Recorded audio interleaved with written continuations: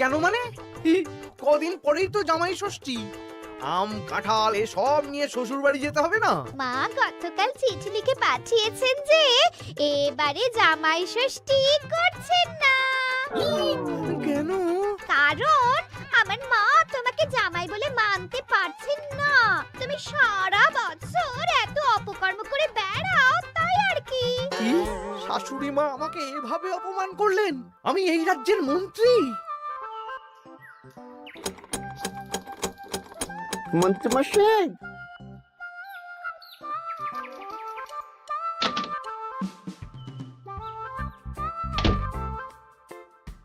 মন্ত্রীমশাই, কানাঘুষে খবর পেলাম গোপাল এবার ওর জামাইকে গলদা চিংড়ি ইলিশ মাছ দুটোই খাবে। বলিস কি রে? গোপালের বাড়িতে জামাই ষষ্ঠীতে হই হুল্লোড় হবে, খাওয়া দাওয়া হবে, আর আমি সেদিন বাড়িতে বসে আঙ্গুল কামড়াবো। ইস!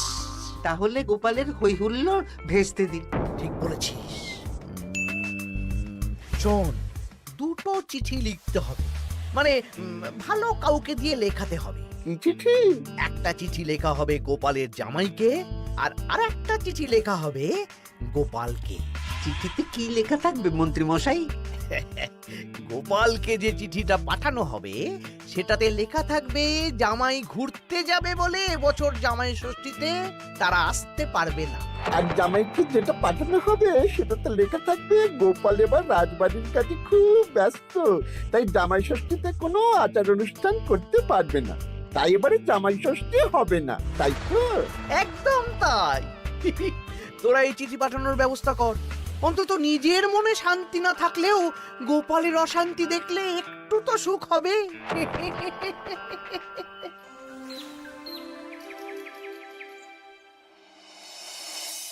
আমরা জামাই ষষ্ঠীতে আসতে পারবো না বলে কার চিঠি পড়ছো গো?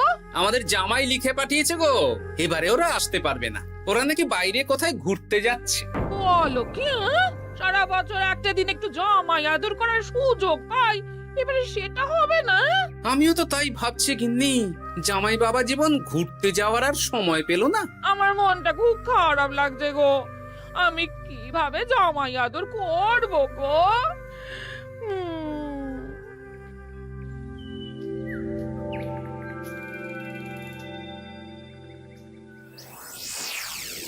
জামাই বাবার জীবন, এই বছর আমি রাজসভার কাজে খুব ব্যস্ত থাকবো, তাই এবারে জামাই ষষ্ঠী পালন করতে পারবো না। তোমাকে আর মিনুকে পরে একদিন খাইয়ে দেব। আমার আশীর্বাদ নিও, ভালো থেকো। ইতি তোমার বাবা শ্বশুর গোপাল। হ্যাঁ, এই তুমি কার চিঠি পড়ছো গো? তোমার বাবার চিঠি গো। কি লিখেছে গো চিঠিতে? এবারে জামাই ষষ্ঠী হবে না, আমার খাওয়াও হবে না। হ্যাঁ নয় হ্যাঁ, দূর দূর, ভাল লাগে না।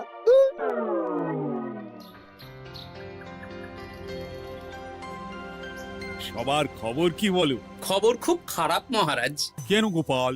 কত আশা করেছিলাম এবার একটু জাঁক জমক করে হই হই করে জামাই ষষ্ঠী পালন করব, কিন্তু সেটা এবারে আর হবে না। কেন গো গোপাল, তোমার কাজে কে আবার বাধা দিল? জামাইকে ডাকো, খাওয়াও, সেদিন রাজসভা ছুটি থাকবে, কোনো চিন্তা নেই। যদি জামাই না আসে তাহলে জামাই ষষ্ঠী কি করে হবে মহারাজ? হ্যাঁ, জামাই ছাড়া জামাই ষষ্ঠী? না না না, তা কি করে হবে?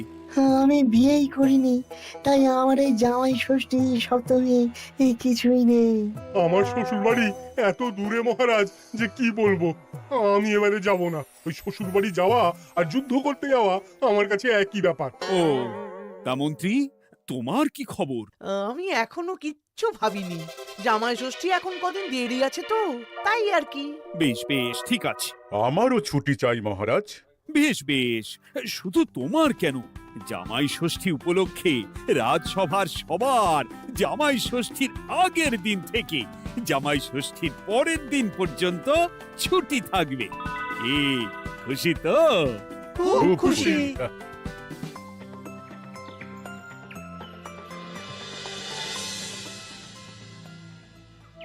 এ কি গো গিন্নি, আজ শুধু আলু সেদ্ধ আর ভাত? আমার মনটা ভালো নেই। তোমার ইচ্ছে হলে তুমি নিজে রান্না করে খাওগে যাও। তোমার আবার কি হলো? কি হলে তুমি জানো না বুঝি? আমাদের জামাই আসবে না। প্রত্যেক বছর উপোস করে থাকি, জামাই বাবা জীবনকে খাওয়াই। জামাইকে খাওয়ানো কত কত পুণ্যের কাজ। ও এই ব্যাপার, তুমি খাওয়াতে চাও তো? শোনো গিন্নি, আমার মাথায় একটা বুদ্ধি এসেছে। এতে তোমারও পুণ্য লাভ হবে। কি বুদ্ধি শুনি? আমাদের রাজ্যের বেশ কয়েকজন জামাইকে খাওয়ালে কেমন হয়?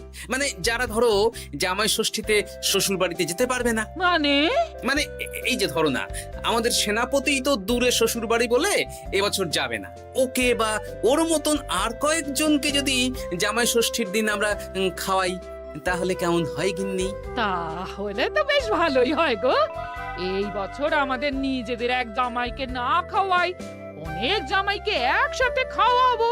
হ্যাঁ, বেশ, তাহলে তুমি গ্রামে কয়েকজন জামাই খোঁজো। ঠিক আছে গো, ঠিক আছে। আমি আজ বিকেলে দেখছি।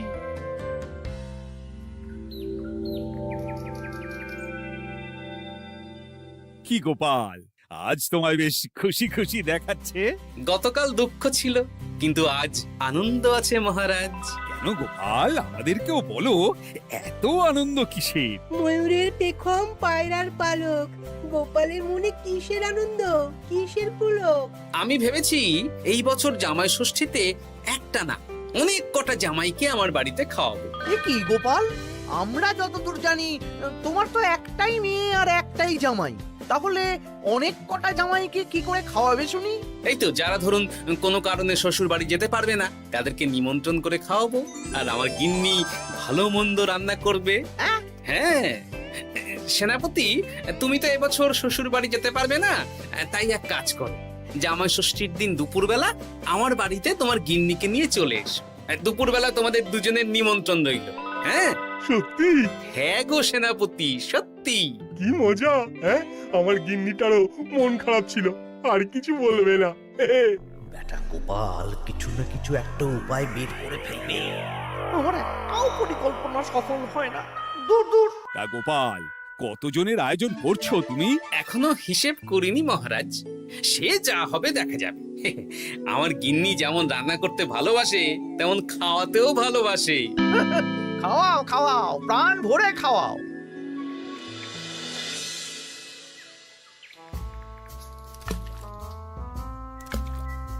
আমার প্রত্যেকটা পরিকল্পনাতে গোপাল এইভাবেই জল ঢেলে গেল চিরকাল। কি আর করবেন, ছেড়ে দিন। ও আপনার চিরশত্রুই থাকবে। না না না না না, ছাড়া যাবে না। তোরা বুঝতে পারছিস না, এইভাবে গোপাল গণজামাই ভোজন করিয়ে কত মান সম্মান বাড়িয়ে নেবে। হ্যাঁ, আপনার কূটবুদ্ধি আর গোপালের শ্রীবৃদ্ধি হবে। একদম বাজে কথা বলবি না। মাঝে মাঝে বুঝতেই পারি না তোরা কার দলে। একেবারে আপনার দলে। আমাদের উপরে খাপ্পা হবেন না, আমরা গোপালকেই ধাপ্পা দেব। বেশ বেশ, শোন তাহলে, গোপাল যখন এত লোকজনকে খাওয়াবে, তখন নিশ্চয়ই বাজার দোকান ভালোই করবে। হ্যাঁ, তা তো করবেই। গোপাল তো আর নিজের ঘরের ভিতরে চাষ করেন না, সবই বাজার দোকান থেকেই কিনতে হবে। তোরা আজ থেকেই সব দোকানে দোকানে খোঁজ নিতে শুরু করে দে, গোপাল কোথায় কি কি বায়না করছে। আচ্ছা, তারপর ওই মালপত্র বাজার দোকান থেকে আর গোপালের বাড়িতে যেন না পৌঁছয়, সেই ব্যবস্থাটা করতে হবে। মানে বলতে চাইছেন গোপাল বাজার দোকান থেকে বড় কিছু নিয়ে বাড়ি ঢোকার আগেই সেটা ওর হাত থেকে ছিনতাই করতে হবে, তাই তো? একদম তাই। যা, এক্ষুনি সব দোকানে দোকানে খোঁজ নেওয়া শুরু কর। ঠিক আছে মন্ত্রী মশাই।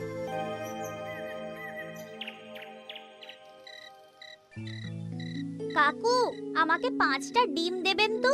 দিচ্ছি, এই নগেন, একটু অপেক্ষা করতে হবে। আরে আমি একটা কথা জিজ্ঞাসা করতে এসেছি। কি কথা? বলছি, গোপাল কি বড় কিছুর বায়না করে গেছে বা ফর্দ দিয়ে গেছে? না না, গোপাল তো আজ আসেনি। কেন? না, এমনি। এ কি, বটা কাকা দাদুর খোঁজ খবর নিচ্ছে কেন? ব্যাপারটা দাদুকে জানাতে হবে। এই নে 5টা ডিম।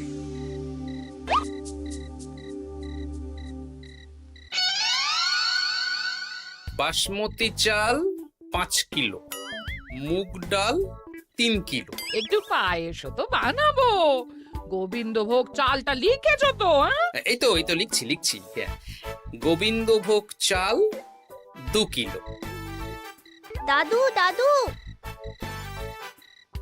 তোমরা কি বাড়িতে কোনো অনুষ্ঠান করছো? হ্যাঁ, তা তোকে কে বললো রে? পুটির বাবা মাও তো আসবে গো জামাই ভোজনে, ও বাড়িতেই হয়তো জেনেছে। বাড়িতে না, মুদি কাকার দোকানে। বটা কাকা একটু আগে মুদি কাকাকে জিজ্ঞেস করছিল গোপাল দাদু কোনো বায়না করেছে নাকি। বটা জিজ্ঞেস করছিল? আমি যতদূর জানি বটা তো অবিবাহিত। তাহলে জামাই ষষ্ঠীর ভোজের ব্যাপারে ওরা তো কিসের চিন্তা? হ্যাঁ, তাই তো, গ্রাম থেকে তো পুটির মা, বাবা আর ভোলার বউ আসবে বলেছে। ওদিকে সেনাপতি। তাহলে এই পুটি, বলো দাদু। ওই বটা তো আমাদের মন্ত্রী মশাইয়ের ডান হাত। তুই আর তোর বন্ধুরা মিলে ওদের উপর একটু নজর রাখতো। কোনো সন্দেহজনক কিছু জানতে পারলেই আমাকে বলবি। আচ্ছা দাদু, আমি এই ডিমগুলো বাড়িতে রেখেই বেরিয়ে পড়ছি। কিন্তু খুব সাবধানে, ব্যাপারটা খুব গোপনে। আচ্ছা। আমার আয়োজন নিয়ে এত কৌতূহল কিসের? এই পুটি, সেই কখন থেকে এই ঝোপের আড়ালে মশার কামড় খাচ্ছে। ধুর, চুপ চুপ, ওই তো ওরা মন্ত্রী মশাইয়ের বাড়িতে ঢুকছে। চল তাহলে জানলার ফাঁক দিয়ে শুনি। কিরে, কোনো খবর পেলি? না না মন্ত্রী মশাই, এখনো অবধি গোপাল কোনো দোকানে মালপত্রের বায়না করেনি। মনে হচ্ছে এখন ফর্দ বানাতেই ব্যস্ত। ওই ফর্দের একটা জিনিসও গোপালের ঘরে যেন না ঢোকে। সব ভেস্তে দিতে হবে, বুঝলি? সব ভেস্তে দিতে হবে। তোরা সব সময় নজর রাখ গোপালের উপর। সে তো রাখছি মন্ত্রী মশাই। গোপাল কোনো দোকান থেকে একটু বেশি মাল কিনলেই হাওয়া করে দিবি, কেমন? এ নিয়ে আপনি কোনো চিন্তা করবেন না। দেখলেন তো, গোপাল আর গোপালের জামাইকে এমন চিঠি পাঠালাম, ব্যাটারা দুদিকেই বোকা হয়ে গেল। চিঠি পড়ে গোপাল ভাবছে জামাই আসবে না, আর জামাই ভাবছে আয়োজন হবে না। কেউ বুঝতে পারলো না যে চিঠিটা আপনি পাঠিয়েছেন। এইরকম ভাবেই এবারেও সূক্ষ্ম কাজ করতে হবে।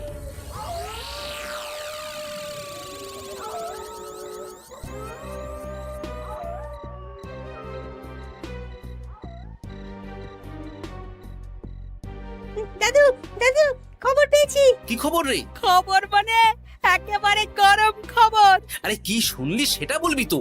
বটা কাকা আর ঘটা কাকা এখনো অবধি গোপাল কোনো দোকানে মালপত্রের বায়না করেনি। গোপাল কোনো দোকান থেকে একটু বেশি মাল কিনলেই হাওয়া করে দিবি। দেখলেন তো, গোপাল আর গোপালের জামাইকে এমন চিঠি পাঠালাম, ব্যাটারা দুদিকেই বোকা হয়ে গেল। ও আচ্ছা, এই ব্যাপার। তার মানে মন্ত্রী মশাই আমাকে টুপি পরিয়েছেন। সাবাস বাচ্চারা, সাবাস। তাহলে আমাদের এবার দাদু খাওয়াবে তো? নিশ্চয়ই। জামাই ষষ্ঠীর দিন তোরা সবাই আমাদের বাড়িতে দুপুরবেলা খাবি। আর কিছু কাজ করতে হবে, বুঝলি? কি কাজ? বলো দাদু, বলো বলো। আমি যে বড় ফর্দ বানিয়েছি সেটা অনুযায়ী একসাথে আনা যাবে না, অল্প অল্প করে তোরা নিয়ে আসবি। আমিও আনবো। বুঝে গেছি দাদু, তাহলে কেউ সন্দেহই করতে পারবে না। একদম তাই। এবার দেখি কাউকে একটা পাঠিয়ে জামাইকে নিয়ে আসতে হবে। হয়তো জামাই আমাকে ভুল বুঝেছে।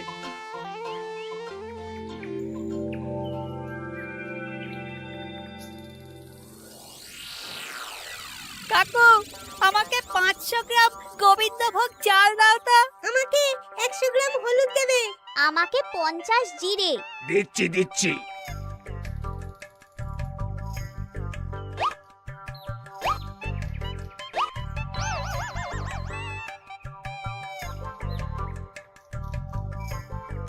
আরে ওই তো গোপাল। ভাইয়া, আমাকে 200 গ্রাম সর্ষের তেল দাও তো। দিচ্ছি গোপাল দাদা, দিচ্ছি।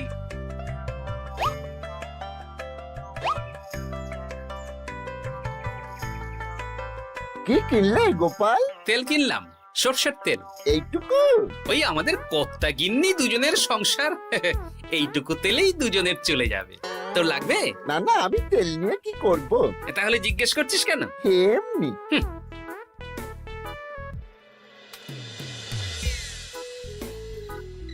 গোপাল এখনো কোনো দোকানে বায়না করলো না? না না, শুধু একবার 200 গ্রাম সর্ষের তেল কিনলো আর বিকেলে 250 গ্রাম গোবিন্দভোগ চাল। যাব বাবা, এই জামাই ষষ্ঠী তো চলে এলো, তাহলে কেনাকাটা কবে করবি? সেটাই তো বুঝতে পারছি না। আমি তো বাজারের দিকে নজর রাখছিলাম, দেখি গোপাল মাত্র 1 কেজি আলু আর 500 গ্রাম পেঁয়াজ নিয়ে বাড়ি চলে গেল। এই তো মহা মুশকিল হলো। আহা, তোরা 2-3 দিন পর একবার গোপালের বাড়িতে নজর দিস তো। ঠিক আছে।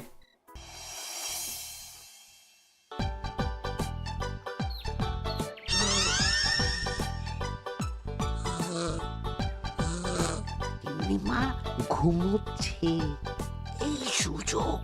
চল পাঁচিল টপকে রান্নাঘরের পিছনে যাই। হ্যাঁ চল।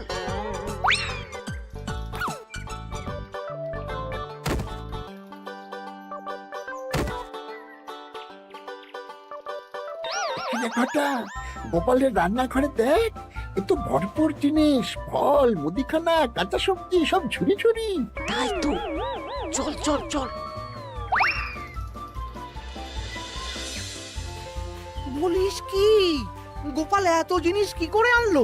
সেটাই তো বুঝতে পারছি না। এ কি আমার ওপর দিয়ে বেরিয়ে গেল? শোন, মাছ মাংস আর দই মিষ্টি তো দিনের দিন কিনতেই হবে, ওগুলো যেন গোপালের বাড়িতে না পৌঁছায়। ওটা আমরা দেখে নিচ্ছি। একদম বিড়ালের মতন ওত পেতে বসে থাকবো, সুযোগ পেলেই ছো মারবো। বিড়াল না, বাঘ হতে হবে।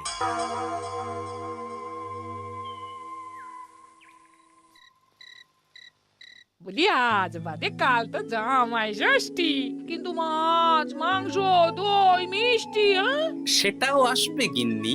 তার জন্য সুরক্ষার বন্দোবস্ত করেছি সেনাপতি আর 2 জন প্রহরীকে দিয়ে।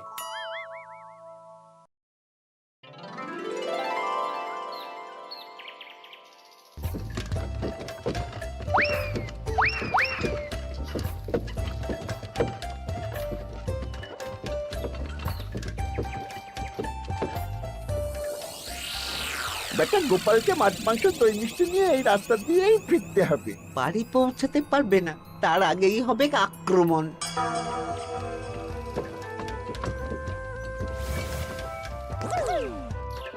এই গাড়ি থামাও, গাড়ি থামাও। কি হলো গো? ও গোপাল দাদা, সামনে ডাকাত। 7 সকালে ডাকাত? মনে হয় খুব বোকা ডাকাত। এই গাড়িতে যা যা আছে এক্ষুনি সব আমাদের দিয়ে দাও। নইলে খেচাং ফু। গলাটা তো বটা ঘটা। কিরে, তোরা মুখে কাপড় চাপা দিয়ে ডাকাতির অনুশীলন করছিস? বাজে কথা না বলে মাছ মাংস দই মিষ্টি আমাদের হাতে তুলে দাও গোপাল, নইলে নইলে কি? হ্যাঁ, তার আগে যে অন্য মজা আছে। কি মজা? কিরে, তাল পাতা সেপাই হয়ে ডাকাতি করছিস? এই সেরেছে সেনাপতি। চল বেটা, আজ তোদের জবাই হবে। ওরে বাবারে, আমাদের ছেড়ে দাও। সেনাপতি, এক কাজ কর, ওদের আমাদের সাথে নিয়ে চলো। বাড়িতে কাজের লোকের অভাব আছে কিনা। সেটাই ভালো হবে, চলো চলো।